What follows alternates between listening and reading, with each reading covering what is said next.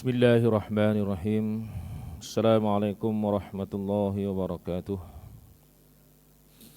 Mulakan tazkirah Jumaat pada hari ini dengan bacaan Ummul Kitab Al-Fatihah. A'udzubillahi minasyaitonir rajim. Bismillahirrahmanirrahim. Alhamdulillahi rabbil alamin. Ar-Rahmanir Rahim. Maliki yaumiddin. Iyyaka na'budu wa iyyaka nasta'in. Ihdinas siratal mustaqim. صراط الذين أنعمت عليهم غير المغضوب عليهم ولا الضالين آمين. الحمد لله رب العالمين والصلاة والسلام على أشرف الأنبياء والمرسلين وعلى آله وصحبه أجمعين. سبحانك لا علم لنا إلا ما علمتنا إنك أنت العليم الحكيم. Rabbi shrah li sadri wa yassir li amri wahlul 'uqdatam min lisani yafqahu qawli ma ba'd. Dimuliakan barisan Imam Bilal, ahli jawatan kuasa Surau Nurul Ikhlas, seterusnya jemaah muslimin yang dirahmati Allah. Alhamdulillah, kita rafa'kan kesyukuran kepada Allah Subhanahu wa taala pada hari Sayyidul Ayyam ini, dapat bersama-sama berhimpun dalam proses menunggu untuk solat fardu Jumaat yang akan berlangsung seketika nanti. Namun kita dahulukan dengan sedikit tazkirah Jumaat. Mudah-mudahan kehadiran kita pada hari ini diberkati dan dirahmati Allah. Rujukan saya pada hari ini adalah kitab yang seringkali juga saya guna pakai di sini, iaitu kitab yang bercerita tentang nasihat dan wasiat ulama di dalam terjemahan Nasaihul Ibad yang dikarang oleh Syekh Nawawi Al-Bantani. Kita lihat pada hari ini dalam masa yang agak suntuk ini, apakah pengajaran yang dapat diambil daripada nasihat pengarang. Qala al-musannif rahimahullahu ta'ala wa nafa'ana wa iyyakum bi ulumihi fid dharain amin ya rabbal alamin. Kata pengarang rahimahullahu ta'ala, Ibnu Mas'ud radhiyallahu an pernah berkata, kam min mustadrijin bin ni'mati alaih wa kam min maftunin bithana'i alaih wa kam min maghrur bisitri alaih. Baik, maksud yang disebutkan oleh pengarang, jemaah yang dirahmati Allah, berapa ramai orang yang terpedaya oleh kenikmatan dunia. Berapa ramai orang yang terpedaya oleh kenikmatan dunia, iaitu pertama, berapa ramai orang yang terpedaya juga oleh pujian kepada dirinya, dan berapa ramai juga orang yang terpedaya oleh tertutupnya kesalahannya dari orang lain. Baik, dalam nasihat ini jemaah yang dirahmati Allah, ada 3 ingatan yang disebutkan Ibnu Mas'ud kepada kita yang kita boleh ambil sebagai renungan. Pertama, berapa ramai yang terpedaya di dunia tadi dengan kenikmatan dunia. Kam min mustadrijim bin ni'mati alaih. Dunia ialah tempat ujian bagi manusia, dan tempat balasan ialah akhirat.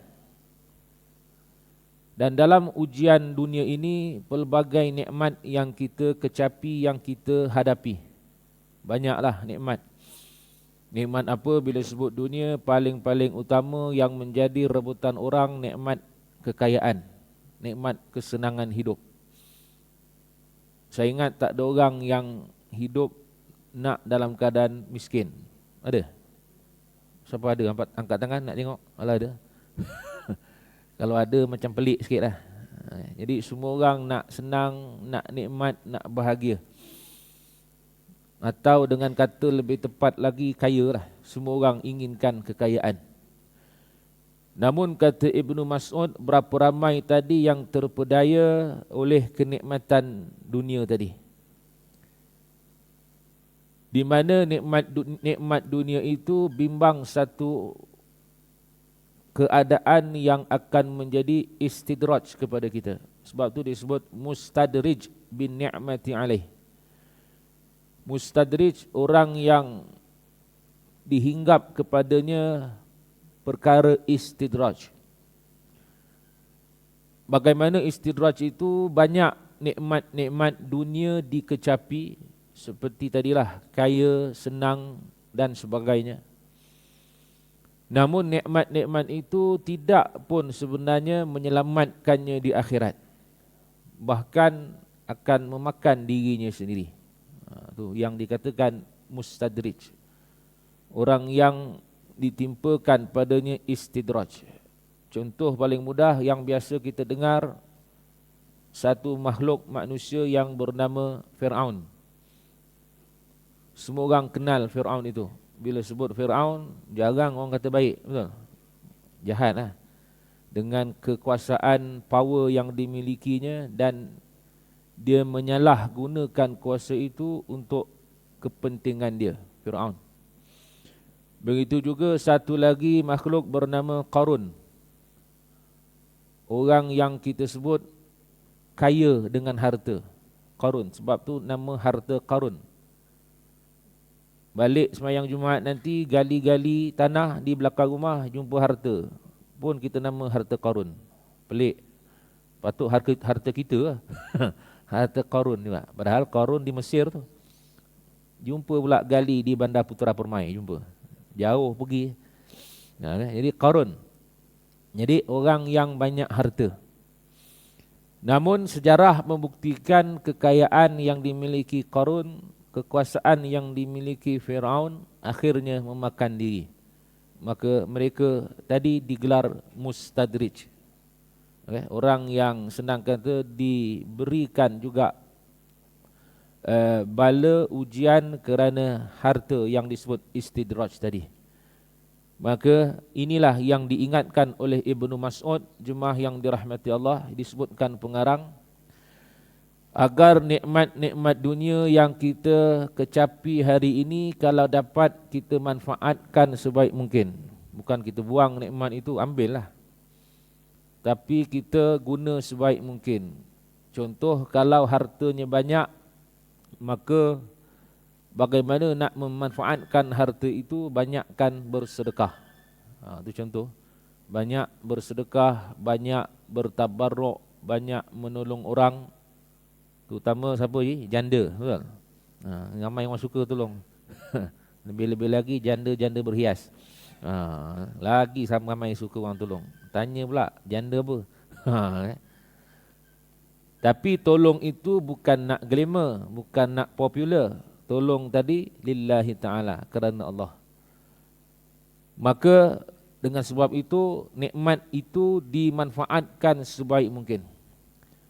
Sama juga kalau kita berkuasa, gunakan kuasa itu ke jalan yang diredai Allah. Saya ambil satu kelompok masyarakat kuasa yang kecil, seperti ketua keluarga, family ya, suami, ayah. Jadi seorang suami, seorang ayah yang mas'ul, bertanggungjawab. Sebab kullukum ra'in wa kullukum mas'ul an ra'iyatih. Setiap kamu pemimpin, kata Nabi, dan setiap kamu juga bertanggungjawab di atas kepimpinannya. Maka bagaimanakah kelak nanti disoal, bagaimana engkau menggunakan nikmat kuasa sebagai suami, sebagai ayah dulu dalam keluarga? Adakah engkau seorang suami, seorang ayah yang benar-benar adil? Contoh, bila sebut adil, jangan pandang poligami pula. Tak poligami pun boleh juga dikira adil. Wad'u syai' fi mahallih, meletakkan sesuatu pada tempatnya. Tak payah kata poligami isteri lebih daripada satu, anak yang lebih daripada satu itu pun. Contoh, adil tak kita dalam kasih sayang kepada anak-anak? Anak pertama, kedua dan seterusnya. Jadi ini antara nikmat yang diberikan. Maka perbanyakkan bersyukur seperti doa yang diajarkan oleh Allah Subhanahu wa taala dalam Al-Quran ayat 15 surah Al-Ahqaf. Rabbi auzi'ni an ashkura ni'mataka allati an'amta alayya wa ala walidayya wa an a'mala salihan tardahu aslih li fi zurriyyati inni tubtu ilaika wa inni minal muslimin. Ini doa yang diajarkan oleh Allah termaktub dalam Al-Quran tadi ayat 15 surah Al-Ahqaf. Terutama orang-orang yang telah berusia 40 tahun ke atas. Terutama. Tapi yang bawah 40 tahun jangan tunggu 40 baru nak baca. Aku belum 40 lagi, nantilah. Takut tak sempat baca, mati dah. Inna lillah. Takut je lah.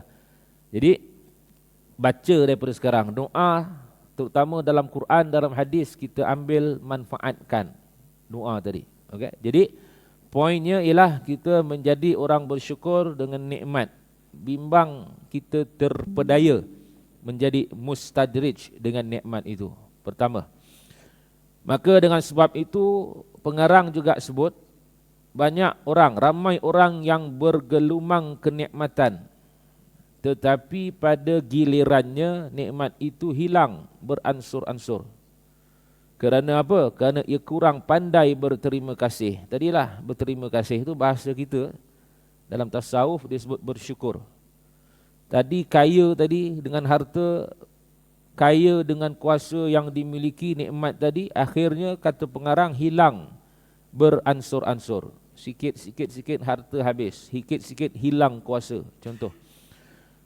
Sebab apa? Sebab kurang pandai berterima kasih atau tadi bersyukur atas nikmat itu. Sebab itu Allah sebut la in syakartum la azidannakum. Kita bersyukur, Allah tambah lagi nikmat itu. Bila kaya banyakkan bersedekah, Allah tambah lagi. Takkan miskin orang yang memperbanyakkan sedekah. Ini janji Nabi dalam hadis.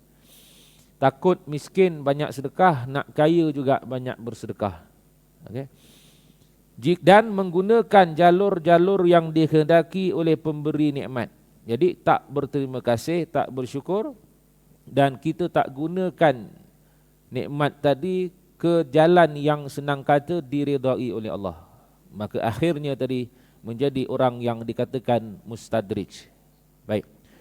Yang kedua, jemaah yang dirahmati Allah, apa lagi nikmat yang Ibnu Mas'ud ingatkan, wa kam min maftunin bitsana'i alaih. Berapa ramai orang yang terpedaya oleh pujian kepada dirinya. Pujian, as-sana' alaih. Pujian ni bagaimana bila kita bercakap sesuatu atau memanggil seseorang dengan satu gelaran, orang biasanya suka, gembira, pujian. Kalau di dunia ini macam-macam lah gelaran. Okay? Yang saya ingat menjadi mungkin rebutan beberapa orang, beberapa individu tertentu. Bukan nak kata apa, bagus juga gelaran itu. Cuma bimbang niat mendapat gelaran itu, niat yang tidak baik. Bimbang saja. Sebab apa? Sebab Ibnu Mas'ud kata bimbang terpedaya oleh pujian kepada dirinya. Orang panggil apa? Orang panggil kita contoh cakap yang berapa? Yang berhormat ke yang bersara? Ikutlah janji YB. Haji Sujang janji YB. Yang berhormat ke yang bersara tak kisah. Lagi kita nak orang sanjung, kita ada pangkat gelaran lain. Datuk, Datuk Seri, Tan Sri, apa-apalah yang semakna dengannya. Ini tadi saya ulang balik, tak salah gelaran itu, tapi jangan terpedaya. Atau jangan salah guna nikmat, atau kita kata kufur nikmat. Sebab Ibnu Mas'ud berkata ini menunjukkan pasti akan ada ramai orang terpedaya dengan pujian kepada dirinya itu. Tadilah seronok tak seronok orang panggil YB, seronok YB yang macam sihat. Cuba dengan pakcik macam marah. Tak payah YB lah, baru balik haji pun orang marah tak pergi haji. Pakcik apa khabar? Pakcik haji lah. Dah jam dah. Beratus ribu duit aku habis, pak cik contoh. Marah. Itu gelaran yang kadang-kadang kita nak orang panggil. Tak ada siapa-siapa bagi pun pasal balik haji contoh. Tapi jarang orang panggil tuan umrah ada. Tuan umrah sihat. Tuan haji biasa. Pelik juga. Lepas ni boleh panggil pun tuan umrah. Tuan umrah, tuan puasa, tuan solat. Sebab tuan haji, kenapa orang panggil tuan haji je? Sebab kos haji tu mahal, agaknya. Semayang tak kena bayar. Sebab itu tak ada apa-apa. Semayang, orang tak panggil tuan semayang. Haji tu walaupun tak semayang, suka dipanggil. Itu lain bab. Jadi haji itu gelaran, antara gelaran yang saya ingat semua orang suka dipanggil begitu. Tapi tadilah ingatannya jangan terpedaya oleh pujian kepada diri. Sebab itu dalam tasawuf dia ada satu gelaran namanya tawaduk, merendah diri. Tak payahlah panggil haji-haji. Panggil abang sudahlah. Lagi janda. Dah janda berhias pula. Panggil abang abeh. Barulah gempak sikit. Lebih orang bertenaga, bersemangat. Bila biasa panggil tuan haji ni biasanya lah orang tua biasanya. Jarang orang muda panggil tuan haji ni. Jadi itu contoh gelaran. Jangan terpedaya. Mana jangan sebab gelaran itu membuatkan kita seolah-olah tidak pernah buat salah. Contoh. Seolah-olah. Jadi sebab itu ada sifat tawaduk, merendah diri, bukan takabur, besar diri. Ringkas. Baik. Begitulah kata pengarang, kadang-kadang orang lupa diri kalau ia telah mendapat sanjungan atau gelaran dari pelbagai pihak. Ini pengarang sebut, bukan saya sebut. Sebab apa? Sebab ia merasakan ia berprestasi tinggi.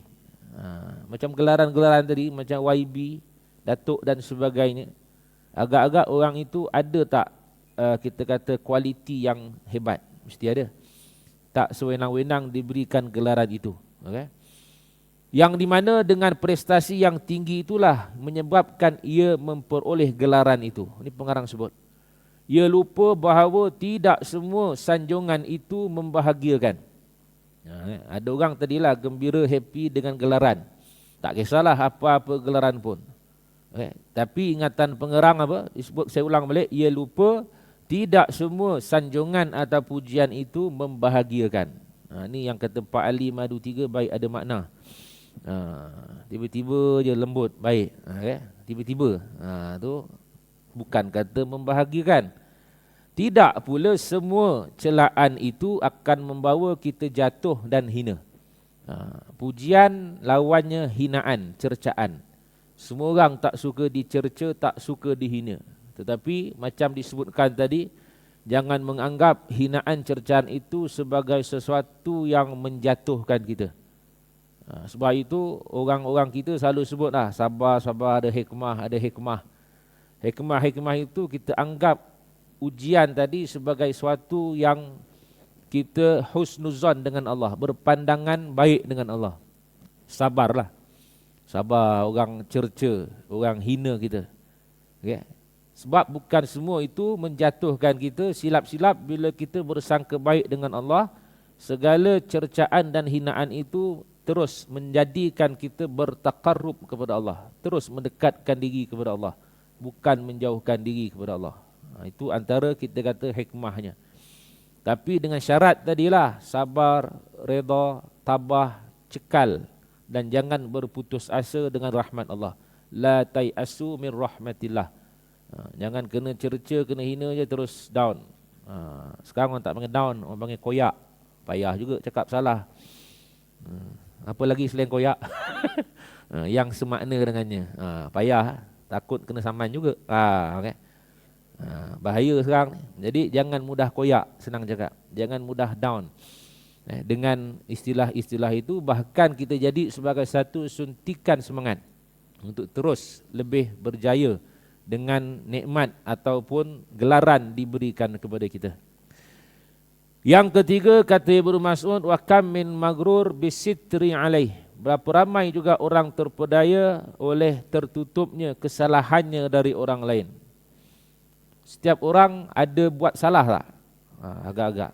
Siapa yang rasa semalam langsung tak buat dosa? Angkat tangan. Nak tengok muka. Kok lah ada. Rasa-rasa semalam tak buat dosa kot. Ada tak? Nak selfie kalau ada. Rasanya semua orang buat silap. Walaupun dosa kecil. Dosa lah. Al-insan la yakhlu minal khata' wan nisyan. Manusia tidak sunyi dari kesilapan dan lupa. La yusammal insan insanan illa linisyanihi. Tak dinamakan insan itu insan melainkan kerana lupa. Jadi lupa, salah normal lah. Kita buat salah, walaupun kesalahan kecil, dosa kecil, salah juga. Walaupun dosa kecil, kesilapan kecil, jangan kita memandang remeh dengan dosa itu. Cuma Ibnu Mas'ud mengingatkan jangan terpedaya oleh tertutupnya kesilapan kita. Apa kesilapan kita yang mungkin orang lain tak tahu? Contoh mudah sangat. Contoh saya bagi, kita bangun lewat subuh tadi. Lewat tak lewat lah, pukul 10 pagi bangun. Orang panggil subuh dinosaur, Haji Sujak. Dan subuh gajah ni, besar pada gajah. Orang tahu tak kita tak sembahyang subuh? Mana orang tahu, kecuali kita bagi tahu. Okay? Maka tadi apa kata Ibnu Mas'ud? Jangan terpedaya oleh tertutupnya kesalahan dari orang lain. Makna jangan kita rasa kita hebat, kita mulia, kita baik dengan tak sembahyang subuh orang tak tahu tadi. Maksudnya begitu. Jadi apa dia punya sifat sepatutnya ada? Tadilah tawaduk, merendah diri. Merendah diri. Maknanya bila nampak orang lain buat salah, jangan kita cerca dia. Apalah salah, contoh. Apalah tak itu, apalah tak ini. Sebab apa? Sebab kita pun ada aib, ada cacat, ada celah tadi yang orang lain tak tahu, tertutup. Ini yang disebutkan Ibnu Mas'ud supaya jadikan kita orang yang tawaduk, bukan takabur, berendah diri. Sebab kita akui semua orang buat silap, semua orang buat salah. Yang menjadi salah, kita tak sedar diri kita buat salah. Itu bahaya. Kita tahu dah kita banyak dosa, kita tahu dah kita banyak salah, tapi kita tak sedar diri. Bahkan terus bergelumang dengan dosa. Itu bahaya sikit. Yang bahaya sikit, bahaya banyak. Sebab itu selalu kita doa, Rabbana la tu'akhizna in nasina aw akhta'na. Dalam Quran, hujung-hujung surah Al-Baqarah. Rabbana la tu'akhizna, ya Allah jangan engkau seksa kami. In nasina aw akhta'na, jika kami terlupa dan tersalah. Doa. Tak boleh Melayu, Arab. Tak boleh Arab, Melayu. Contoh. Doa kepada Allah. Sebab kita manusia memang tak lari buat silap. Cuma tadilah jangan rasa seronok dengan kesilapan, dengan dosa yang kita buat dalam keadaan orang lain tidak tahu. Sebab tidak ada orang yang mengenal diri kita melainkan kita lah. Sebab itu doa yang juga dilafazkan oleh Nabi Adam tatkala disuruh keluar dari syurga, apa doanya? Rabbana zalamna anfusana wa illam taghfir lana wa tarhamna lanakunanna minal khasirin. Itu doa antara yang terbaik untuk kita amal untuk menjadikan kita tawaduk.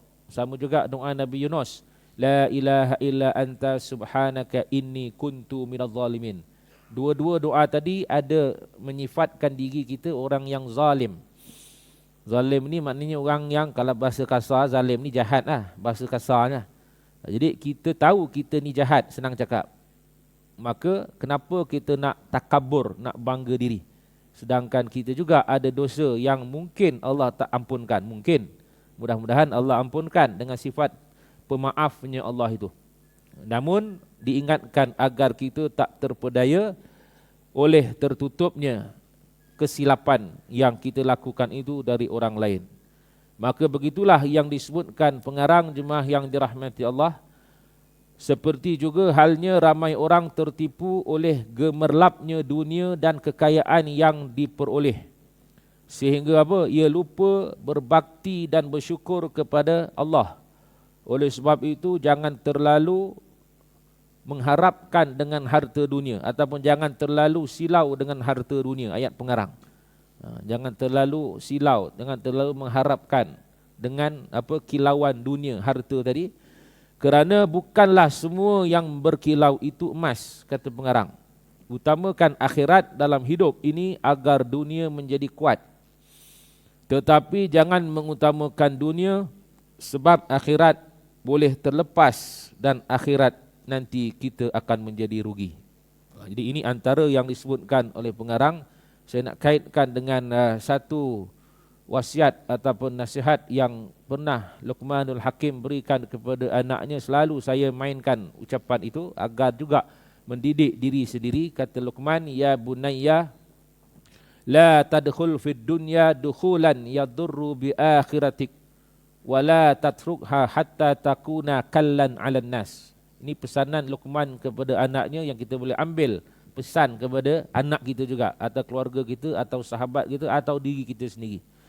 Apa maksudnya? Wahai anakku yang tercinta, kata Luqman, jangan engkau masuk ke dalam urusan dunia secara melampau-lampau sehingga memudaratkan urusan akhirat engkau. Okey, masuk urusan dunia melampau ni bagaimana? Senang. Bila sebut urusan dunia, tak lain tak bukan kita mencari fulus, duit. Dalam mencari duit kekayaan itu jangan melampau sangat sampai rosak urusan akhirat. Sampai apa? Sampai tak semayang, contoh. Sampai tak tutup aurat, contoh. Sampai tak ingat mak bapak, sampai tak ingat Allah lebih-lebih lagi. Ini yang nak diingatkan kepada kita. Okay, sebab ramai orang sekarang ini yang dunia telah menghanyutkan dia. Tak cukup siang 8 pagi 5 petang kerja atau 6 petang, ditambah lagi malam bekerja. Tak kerja pun mesyuarat juga online, Google Meet. Ini sekarang baiklah kuliah Google Meet. Okay, jam lulus. Tapi mesyuarat juga. Bila dah pagi sibuk di office, malam Google Meet lagi di rumah, persoalannya mudah. Bila agaknya kita nak ke surau masjid berjemaah dan jumpa kawan-kawan? Itu soalannya. Okay. Tak salah mencari dunia, tapi jangan melampau sangat. Sampai imam semayang masjid pun, imam surau pun tak kenal siapa. Rupanya jiran sebelah rumah. Berlaku tak? Berlaku saya cakap ni. WhatsApp aja, mam tolong bawa kenduri arwah. WhatsApp dah imam sebelah rumah. Tengok-tengok lah. Malu tak agak-agak ni tadi yang perlu kita ingatkan. Okay? Baik. Satu lagi nasihat jemaah yang dirahmati Allah, saya habiskan ringkas. Satu pesanan disebutkan pengarang kali ini dari Nabi Daud alaihi salam. Satu suku Zuhur. Betul. Kita berhenti jam belakang lah. Kita berhenti seminit 2 sebelum Zuhur insya-Allah. Baik. Kata Nabi Daud, uhiya fiz zabur hatta uhiya fiz zabur haqqa 'alal aqil. Haqqun 'alal aqil an la yashtaghila illa bi thalath. Tazawwadun li mu'ad wa mu'natun li ma'ash. Tazawwadun li mu'ad wa mu'natun li ma'ash wa talabu lazzatin bihalal. Baik, pesanan Nabi Daud ini yang disebutkan pengarang merangkap kesimpulan kita pada hari ini. Maksudnya disebutkan Allah menurunkan kepada Nabi Daud alaihi salam dalam kitab Zabur. Nabi Daud kitab Zabur, Nabi kita Muhammad Al-Quran. Apa ayat dalam Zabur itu menyebutkan bahawa kewajipan bagi orang yang berakal ialah tidak menyibukkan dirinya kecuali dalam 3 perkara. Saya ulang balik, kewajipan bukan kesunatan, wajib. Wajib mana mesti buat. Bagi orang yang berakal, siapa berakal? Kita semua berakal insya-Allah. Islam balik berakal namanya mukallaf. Okay. Baik, jadi kita semua tuan-tuan dan termasuk saya tidak menyibukkan diri kecuali dalam 3 perkara. Mana 3 benda ini mesti ada kita buat dalam kehidupan kita kalau kita benar-benar orang yang berakal. Kalau tak buat, lawan berakal, jawapannya gila. Okay. Baik. Apa dia? Pertama disebutkan tazawwadun lima'ad, selalu menambah dan memperbanyakkan bekal menuju akhirat. Selalu menambah dan memperbanyakkan bekal menuju akhirat. Kita selalu menambahkan bekal makanan. Agaknya lah. Tak cukup sebelum Jumaat makan, kan lepas Jumaat belasah lagi. Ni surau lain kat sini. Bila lebih kurang tak? Baik. Tapi soalan tak salah, makanlah. Wa kulu washrabu, kata Allah, makanlah, minumlah. Cuma wala tusrifu, jangan melampau makan minum. Cuma yang disuruh kita selalu tambah ialah bekalan kita menuju akhirat. Maknanya kata yang lebih tepat, amal ibadah, amal soleh kita. Ini yang kita patut selalu kena tambahkan, tambah. Kita selalu tambah benda lain, tapi amal ibadah kita tak berapa nak tambah. Kalau dapat solat kita dulu zaman kanak-kanak, remaja lain, dewasa lain, otai lain. Ke sama je daripada kanak-kanak? Agak-agak. Ni lu fikir sendiri lah. Ya. Sama tak? Ke daripada dulu 3 kul aja hafal selain Fatihah. Kahwin 30 tahun dah, 40 tahun. Bini pun menyampah dah berjemaah dengan suami. Sebab tahu dah surah dah. Malah lah bang, saya semayang surah Nurul Ikhlas je baik. Imam dia Al-Hafiz. Bukan saya lah, imam lain. Saya Mahfuz. Jadi imam hebat. Jadi tambahkan bekalan. Ada tidak satu saya nak pesan dalam menambahkan bekalan jemaah yang dirahmati Allah, datangilah mana-mana surau masjid yang sentiasa ada kuliah-kuliah, maghrib ataupun subuh. Datanglah, hadirlah. Sebab pengamatan saya dalam menyampaikan kuliah tak ramai orang datang. Contoh satu tempat malam tadi saya pergi di Putrajaya, tak nak sebutlah surau mana. Semayang maghrib ramai, alhamdulillah. Kuliah jari 10 ni tak cukup orang yang dengar. Isyak ramai balik. Yang lagi pelik lepas makan isyak lah. Ramai pula. Masa makan, lepas makan lah. Mana pula datang ramai-ramai? Sangka baik jin Islam lah. Okay. Yang saya nak cakap, waktu kuliah tak ramai. Kuliah maghrib subuh yang banyak ada di surau masjid ni kebanyakannya adalah bercirikan fardu ain. Okay. Yang mana bila sebut fardu ain ni, percayalah tak banyak hal itu dipersoalkan guru-guru di sekolah. Tak banyak. Atau boleh kata tak ada. Jadi untuk menambahkan perkara itu, datangilah mana-mana kuliah. Tak kisah surau ataupun masjid. Di Lembah Kelang saya rasa beruntung. Tak percaya balik kampung. Saya ingat di kampung pun tak sehebat masjid kita di sini. Saya balik kampung pun malah balik lama-lama. Sebab masjid surau sunyi. Maghrib isyak tak ada apa. Padahal duit banyak, berkepuk-kepuk. Betul Haji Sujak?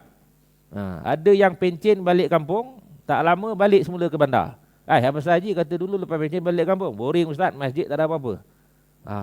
Mana itu antara bukti nak menunjukkan di Lembah Kelang ini hebat dengan kuliahnya. Cuma yang tak hebat jemaahnya lah. Okay. Walaupun kadang-kadang diberikan makan minum selepas isyak. Tapi datang juga tadi, makan je lah. Kuliah tu sedihnya tak datang. Jadi saya nak kaitkan dengan apa yang disebut Nabi Daud ini. Tolong tambahkan dan banyakkan bekalan kita menuju akhirat. Jangan sampai isteri kita, anak kita tak tahu cara wuduk, tak tahu cara tutup aurat, tak tahu cara solat dan sebagainya. Ini banyak sangat berlaku. Kelak tuan-tuan kita lelaki khususnya suami jangan sampai digelarkan dayus. Dayus, orang yang disebutkan takrifnya tidak ada rasa cemburu dengan keluarga kita. Tak cemburu bagaimana? Keluarga kita tak semayang pun kita diam. Keluarga kita keluar rumah tak tutup aurat pun kita diam.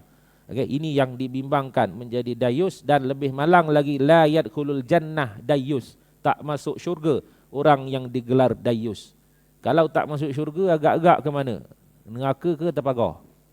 Ni tadi lu fikirlah sendiri. Okay, jadi kita sama-sama nasihat menasihati. Wa zakir fa inna dzikra tanfa'ul mu'minin. Baik. Yang kedua, yang ketiga ringkas menghampiri ke penghujung, iaitu kata Nabi Daud, ada satu masa kita mencari apa? Mu'natun lima'ash, mencari belanja untuk hidup. Ini semua orang tak payah cakap pun dia akan cari. Sejak lagi pun lepas sembahyang Jumaat, fantashiru fil ard wabtagu min fadlillah. Semua orang sambung balik kerja, yang bekerjalah. Okey, ini semua orang cari, alhamdulillah. Kita ada masa belanja untuk hidup. Sama yang ketiga kata Nabi Daud, wa talabu lazzatin bihalal, mencari nikmat dunia tadi, nikmat hidup tadi, tapi syaratnya bihalal, dengan cara yang betul. Okey, cara yang baik, cara yang diredai oleh syarak. Maksudnya jangan kita mencari nafkah atau mencari nikmat hidup dengan cara yang haram. Apa cara haram? Banyaklah. Salah satu caranya ialah dengan menipu orang. Okay? Itu yang wujud skim cepat kaya dan sebagainya. Menipu. Maka yang kedua dan ketiga ini saya tak risau sangat sebab semua orang insya-Allah jelas faham. Cuma yang pertama tadi yang suka saya nak ingatkan, agar kita sentiasa memperbanyakkan bekalan kita menuju akhirat kelak. Sama ada diri kita sendiri sebagai suami, sebagai seorang ayah, atau ada tidak kita menambahkan lagi amalan untuk ahli keluarga kita, isteri dan anak-anak kita. Ingatkan mereka tentang kewajipan menuntut ilmu fardu ain itu. Saya ingat cukup sekadar ini saja tazkirah Jumaat yang dapat saya sampaikan. Kurang lebih seminit dua lagi kita menghampiri waktu solat fardu Jumaat. Mudah-mudahan apa yang disebutkan oleh pengarang, dua pesanan, dua nasihat daripada Ibnu Mas'ud 3 perkara, dan daripada Nabi Daud 3 perkara, maknanya 6 nasihat sebenarnya yang diingatkan kepada kita agar dapat memberi manfaat amal dan kita sampaikan kepada yang lain-lain insya-Allah. Wallahu alam. Wassalamualaikum warahmatullahi wabarakatuh.